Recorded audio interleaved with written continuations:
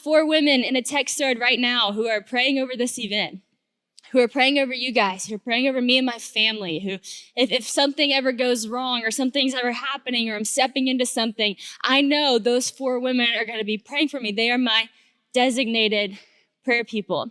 It's a beautiful thing to get to be that. But recently, I kind of noticed something eye-opening about myself when it comes to prayer. As I said, it's a joy to be that, but at the same time, sometimes you can feel like imposter syndrome. Like, should I really be the designated prayer person?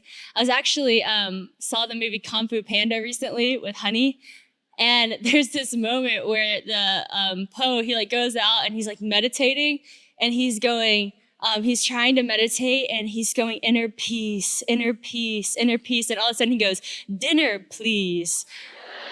And then he goes, snow peas. And I'm like, sometimes prayer feels like that, you're like trying to focus and you're like, oh, what's for dinner? And so I'm like, should I be the designated prayer person, right?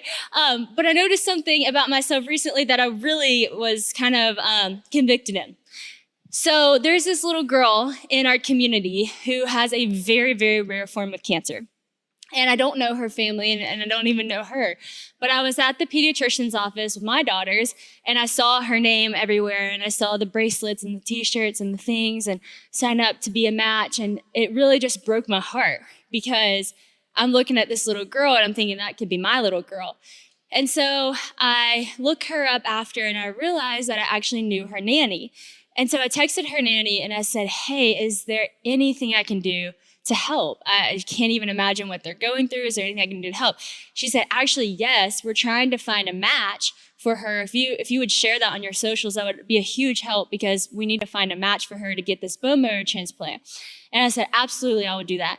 And was excited to have something I could do to offer to help. And so posted online, asked everyone to sign up, to do the swab, to test to see if they're a match for her. So my whole family did it. We signed up. 7,000 people ended up looking to see if they were a match. It was amazing. They actually said, the Be the Match registry said they'd never seen that many people in Louisiana send in something for someone. So it was a very powerful thing, but unfortunately, it's amazing. And I highly encourage you, if you haven't gotten into the system, to get into the system, because if you could be a match for someone, you really can save someone's life. But anyways, we didn't find a match. And so come January, it was time for her to do the surgery. And so they ended up just having to get the bone marrow transplant from her dad because that was like the next best option was from a parent, even if they weren't a match. Well, about a month or so goes by. And like I said, I don't know her mom. We still hadn't met at this point. They've been away at the hospital, not in Louisiana, so we hadn't got to meet. And I get a text from her mom, and we hadn't communicated much. I mean, I posted that. She maybe said thank you, but we didn't really talk. And she said, hey, we have a really big day coming up next Tuesday of a lot of scans, and I just wanted to text you and ask you if you would pray for our daughter. And I immediately say, absolutely, I will pray for your daughter. Is there any picture that you want me to share to ask other people to pray for her as well? And she said, yes, absolutely. She sends over the picture. I post the picture.